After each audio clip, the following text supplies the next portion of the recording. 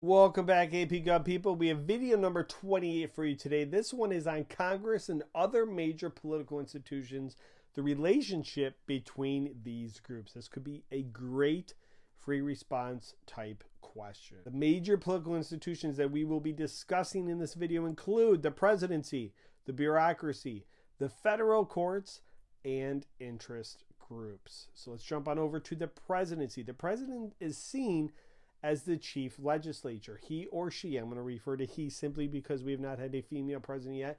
He cannot create a bill, but rather can propose legislation. You often see presidents play a major role in proposing legislation. The popularity of the president can impact legislative proposals. The more popular the president is, the more likely his legislative proposals will come to fruition. And the White House staff plays a significant role in lobbying Congress. You don't usually see the president in the inner workings of congressional legislation, but you will see his staff members in constant communication with Congress in order to help promote his legislation proposals. And Congress and the presidency usually work best when they are controlled by the same party. So if the president and both houses of Congress are all part of the same party, that's the most likely chance that you will see the president's legislative proposals come to fruition. The bureaucracy, this deals again with government agencies, and they are reliant on funding from Congress. So an example, the Environmental Protection Agency, this is an example of a government agency, and they are reliant on funding from Congress. Now, congressional committees, last video we talked about, they play a large role in this funding. So credit claiming for members of Congress comes into play here. What I mean by that is, if I'm a House member from Iowa, well, I'm going to favor subsidies for farmers because Iowa has a lot of farmers. So I will want a credit claim for that. So I will advocate for farm subsidies.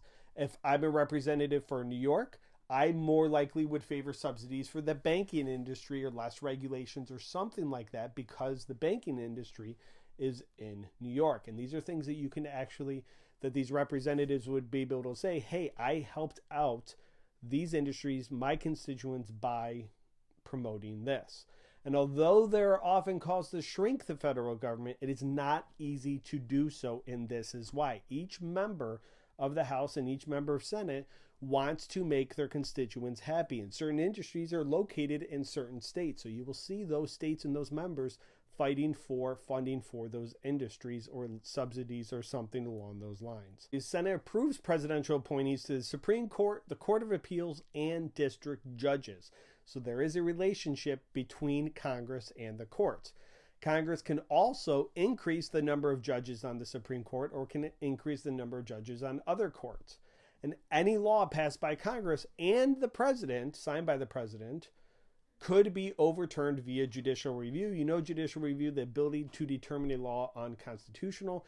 That was established by this dude, John Marshall, in Marbury versus Madison in 1803. So when we're talking about lobbyists and interest groups, they focus on members of Congress that agree or support their ideas. So for example, the National Rifle Association, the NRA, they will support members of Congress that support gun rights. They're not really going to spend a lot of time, money, resources on members of Congress that are in favor of more restrictive gun law. And lobbyists do this through PACs and super PACs, and interest groups can achieve influence with Congress. They help donate money to campaigns and finance campaigns which are becoming more and more expensive each year.